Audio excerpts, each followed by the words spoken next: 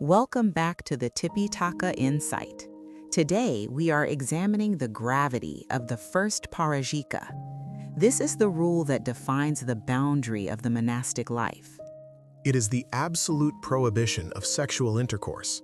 For 20 years, the Sangha lived in perfect purity without a single rule. But then came the case of Sudinna Kaputta. Tell us more about Sudinna. I heard his parents were incredibly wealthy. Yes, his father was a merchant in the village of Kalandika. They had a fortune of 40 crores of gold. Sudinna was their only son, their only hope for the family line. When he decided to become a monk, he had to go on a hunger strike to get their permission. He refused food until his parents finally consented. So he was a very determined and faithful monk. He was. He practiced the strict Dhutanga ascetic practices. But a few years later, a famine struck the Vagina country. Hoping to help his fellow monks, he returned to his home village because he knew his wealthy relatives would provide alms food. That sounds like a noble intention. How did it lead to his downfall?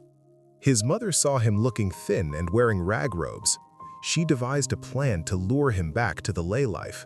She invited him to the house and prepared 2 massive heaps. One heap was pure gold coins, and the other was pure gold bullion. The piles were so high that a man standing on one side could not see a man standing on the other. A mountain of gold to tempt a monk. Did he give in to the wealth? No, he told them to throw the gold into the river Ganges because wealth only brings fear, terror, and trouble. So he stayed strong. Then what happened? His mother used her final weapon, the family lineage. She brought his former wife to him. The commentary says she dressed in the way Sudinna used to love.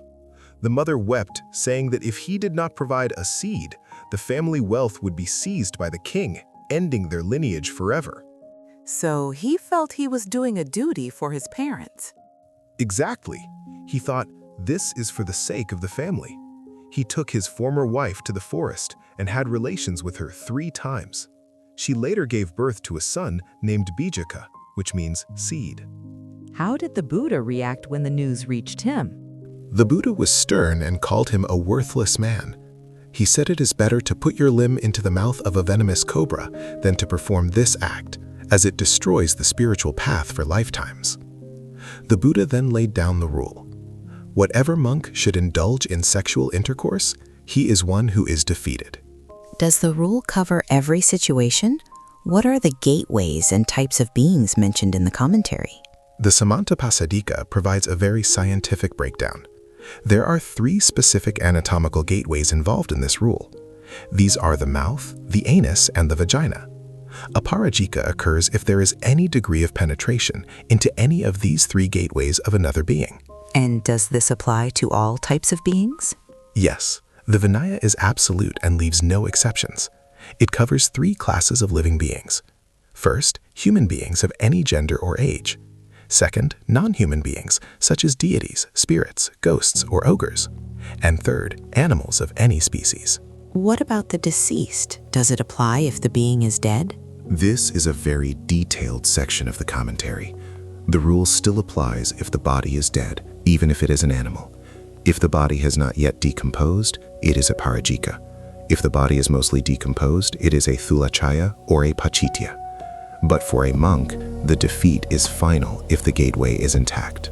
And what if a monk is forced against his will? This is a vital distinction in the Parajika.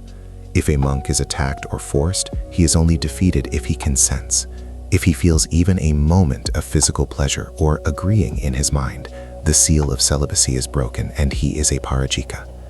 The commentary says he must be like a hot iron plate to avoid consent. Are there any people who are exempt from the rule? The Buddha listed 4 specific exceptions where there is no offense. First, the original doer, Sudinna, because the rule did not exist yet. Second, those who are insane or mentally deranged. Third, those who are in extreme physical pain or unconscious. And fourth, those who are forced and feel absolutely no pleasure or consent. So the defeat is a total loss of mindfulness and resolve. Precisely. Once the root is cut, the palm tree cannot grow green again. This has been an incredibly detailed and sobering look at the First Pārājika. Thank you for clarifying the story and the scientific details of the rule. It is the ultimate protection for the holy life. In our next episode, we explore the second Parajika, the rule against taking what is not given, the crime of theft. Thank you for joining us on the Tipitaka Insight.